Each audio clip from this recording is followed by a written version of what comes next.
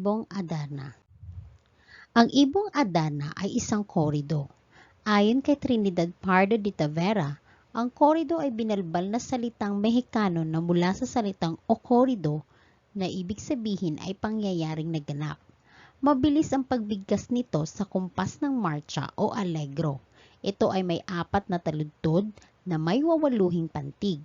Ito ay kinawiwili ng mga mambabasa at ang mga kwento o kasaysayang nakapaloob dito. May mga pangunahing tauhan sa tula, sina Haring Fernando na siyang namumuno sa Berbanya at ama ng 3 prinsipe, si Reyna Valeriana, ang butihing asawa ni Haring Fernando at mapagmahal na ina, si Don Pedro, ang panganay na anak na hari at reyna, magiting at matalinong mandirigma, ngunit may lihim na inggit kay Don Juan. Si Don Diego, ang pangalawang anak ng hari at reyna, ngunit sunod-sunuran kay Don Pedro. Si Don Juan, ang bunsong anak ng hari at reyna, pinakanatatanging prinsipe sa 3 magkakapatid. Si Doña Maria Blanca mula sa kahariang Reino de los Cristales at may taglay na mahika. At ang ibong Adarna, isang engkantadong ibon ang may kakaibighaning tinig na ang mahiwagang awit ay nakapagpapagaling ng anumang karamdaman. Umaawit ito ng 7 beses at nagpapalit ng kulay, ngunit may taglay na sumpa ang mapatakan ng kanyang dumi. Sa kaharian ng Berbanya, namumuno si Haring Fernando. Siya ay napamahal sa kanyang nasasakupan dahil sa kanyang matalino at mahusay na pamamahala. Siya ay may 3 anak na prinsipe, sina Don Pedro, Don Diego at Don Juan. Isang araw, nabulabog ang kaharian ng magkasakit ang hari, dulot ng isang malagim na panaginip na ang kanyang bunsong anak ay pinatay ng 2 tampalasan. Nagpatawag ng manggagamot ang kaharian at ang tanging lunas ng karamdaman ng hari ay ang awit ng ibong Adarna na matatagpuan sa bundok Tabor sa puno ng Piedras Platas. Inutusan agad ng hari si Don Pedro na hanapin ang ibon. Nang hindi makabalik si Don Pedro, ay sumunod naman si Don Diego at kagaya ng panganay na anak, hindi rin ito nakabalik sa kaharian. Nagpaalam sa ama si Don Juan at kahit labag sa kalooban ng hari, ito ay kanyang pinayagang magtungo sa kabundukan. Sa kanyang paglalakbay, isang ermitanyo ang kanyang nakilala.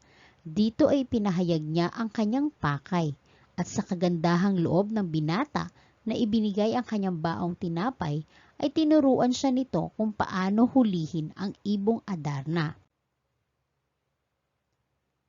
Nang marating niya ang puno, nabighani siya sa ganda nito, kumikinang at kakaiba sa lahat ng mga puno na naroon. Nakita niya ang 2 niyang kapatid sa ilalim ng puno na naging bato dahil nakatulog ito sa awit ng ibon at napatakan ng dumi matapos itong umawit. Maya-maya ay dumating na ang ibon. Kumanta ito ng 7 beses at nagpalit ng kulay ng 7 beses sa bawat pagkanta. Upang malabanan ang antok, ay sinugatan niya ang kanyang sarili, gaya ng payo ng ermitanyo, at pinatakan niya ito ng dayap.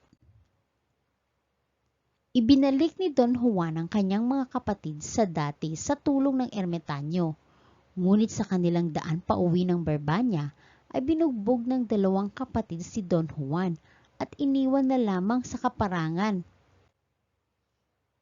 Dinala ni na Don Pedro at Don Diego ang ibong Adarna, ngunit ito ay matamlay at hindi umaawit. Samantala, ginagamot ng ermitanyo si Don Juan at matagumpay na nakabalik sa kaharian. Pinatawad ni Don Juan ang 2. Mahigpit na pinagbabantayan ng hari ang ibon sa kanyang 3 anak. Ngunit nang makatulog si Don Juan, ay pinakawalan nito ni Don Pedro. Sa takot na mapagalitan ng hari, ay umalis si Don Juan sa palasyo. Nang malaman nito ng hari, ay inutusan niya agad ang dalawa niyang kapatid na hanapin ang binata. Nang magkita-kita ang tatlo, ay may natagpuan silang isang balong malalim na may kaharian. Nalaman nilang may dalawang prinsesang nakakulong dito. Nailigtas ni Don Juan ang dalawang prinsesa sa kamay ng serpienteng may 7 ulo. Ngunit nang papataas na si Don Juan, ay pinutol ni Don Pedro ang tali at nahulog ang binata pabalik sa balon. Hindi malaman ni Don Juan kung siya ba ay uuwi o hahanap ng bagong kapalaran. Nagising si Don Juan sa awit ng ibong Adarna at sinabihan siya na magtungo sa Reino de los Cristales. Sa tulong ng agila ay narating niya ang kaharian at dito nakilala ang prinsesang si Maria Blanca. Di naglaoy, nagkamabutihan ng dalawa, ngunit binigyan ni Haring Salermo, ang ama ni Maria Blanca, si Don Juan ng mga pagsubok, at ang lahat ng ito ay napagtagumpayan niya. Dahil dito, binalak ng hari na ipapatay si Don Juan. Nang malaman ni Maria Blanca, tumakas silang dalawa at nanatili sa isang kubo.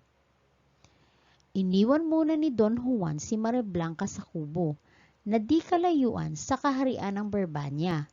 Ngunit nakalimutan na niyang balikan ang prinsesa.